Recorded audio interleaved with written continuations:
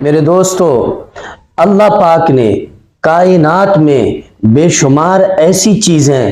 پیدا فرمائی ہیں جن سے قلب انسانی سکون و اطمینان حاصل کرتا رہتا ہے،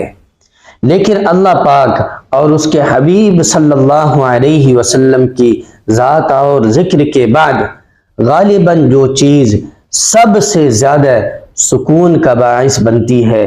اسے ماں کا نام دیا جاتا ہے۔ ماں کی ذات سے قطع نظر تھوڑا ہٹ کے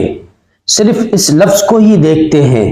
کہ اللہ پاک نے اس میں کس قدر چاشنی مٹھاس رکھی ہے۔ آپ ایک مرتبہ اپنی والدہ کا تصور باندھ کر ماں کہہ کر دیکھیے، ایسا محسوس ہوگا کہ کسی نے منہ میں شہد گھول دیا ہے۔ ماں کی ذات کا فقط تصور ہی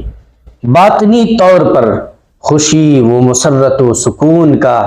سبب بن جاتا ہو تو اس کے وجود میں کس قدر سکون پنہا ہوگا، کس قدر سکون چھپا ہوا ہوگا، اس کا اندازہ آپ یا ہم نہیں لگا سکتے۔